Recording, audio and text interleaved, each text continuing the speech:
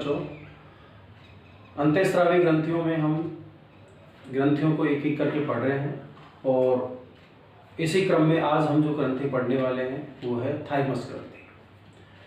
तो आज की जो ग्रंथि है वो है थाइमस ग्रंथि।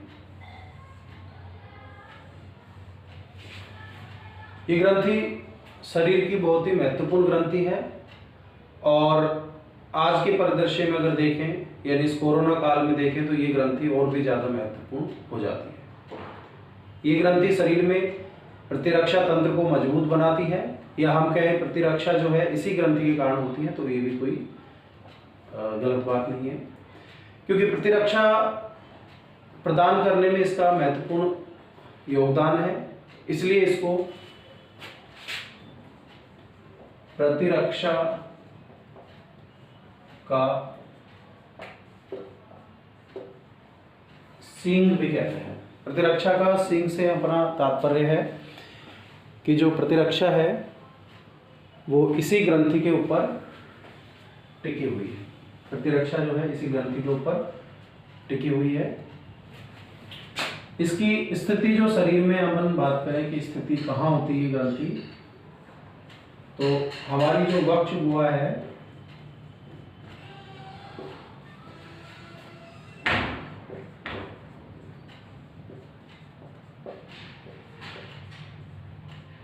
उसमें हृदय के समीप ये ग्रंथि होती है। इससे जो स्रावित हार्मोन है वो होता है थाइमोसिन।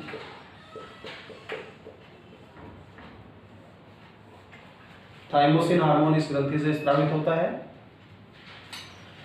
इस हार्मोन का जो कार्य है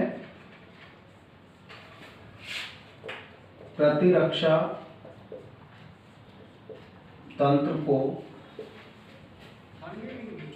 मजबूत बनाना, प्रतिरक्षा तंत्र को मजबूत बनाना। दूसरा, रोगाणुओं को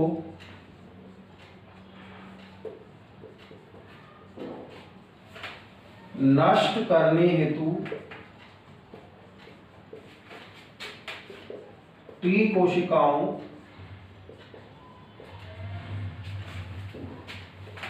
के परिपक्वन को प्रेरित करना।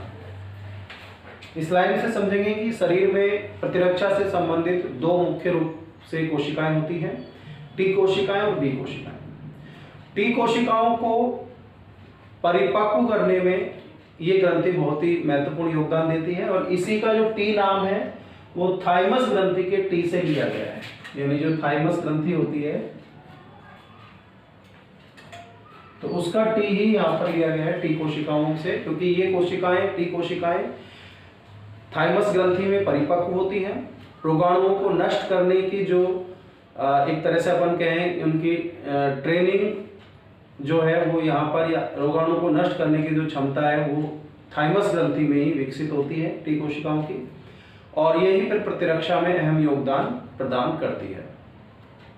तो इस तरह से प्रतिरक्षा तंत्र को मजबूत बनाती है ग्रंथि और टी कोशिकाओं को नष्ट करने के लिए, रोगाणुओं को नष्ट करने के लिए टी कोशिकाओं को प्रेरित करती है, परिपक्व करती है, उनमें इस क्षमता का विकास करती है।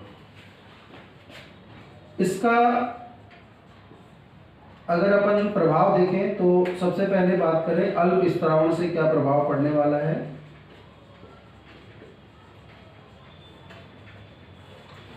अगर ये हार्मोन जो है थाइमोसिन इसका अल्प स्त्रावण हो जाए तो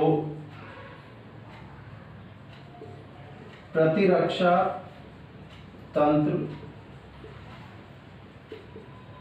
कमजोर हो जाता है, यानी हमारा जो प्रतिरक्षा तंत्र है रोगों से लड़ने की क्षमता वो कमजोर हो जाती है। और अगर इसका अतिस्राव हो जाए तो ऐसा नहीं है अतिस्राव होना भी इसका फायदेमंद होता है, नहीं, उसके भी नुकसान होते हैं। शरीर में लकवा उत्पन्न हो सकता है, यानी लकवा यानी पैरालाइसिस जो है शरीर में अगर हो सकता है अगर ये हार्मोन ज्यादा स्रावित हो जाए। तो थाइमस ग्रंथि जो है वो प्रतिरक्षा तंत्र का सींग कहलाती है, क्योंकि प्रतिरक्षा में अहम योगदान है। और जन्म के समय ये आकार में छोटी होती है, जैसे जैसे अवस्था आगे बढ़ती है वयस्क अवस्था में आते आते ये ग्रंथि आकार में मैक्सिमम यानी अधिकतम आकार की होने लगती है, और वृद्ध अवस्था आने पर ये ग्रंथि पुनः अपना आकार जो है वो घटाना शुरू कर देती है और अंत में वृद्धावस्था में ये विलुप्त हो जाती है। तो इसीलिए प्रतिरक्षा जो है वो बच्चों की और बुजुर्गों की यानी वृद्ध अवस्था में कमजोर पाई जाती है। और ये जो ग्रंथि है ये ज़्यादा इसमें कुछ कठिन नहीं है, आप इसको अच्छी तरह से पढ़ें, समझें, याद करें और सुरक्षित रहें, लेकिन अपनी पढ़ाई को सुचारू रूप से जारी रखें।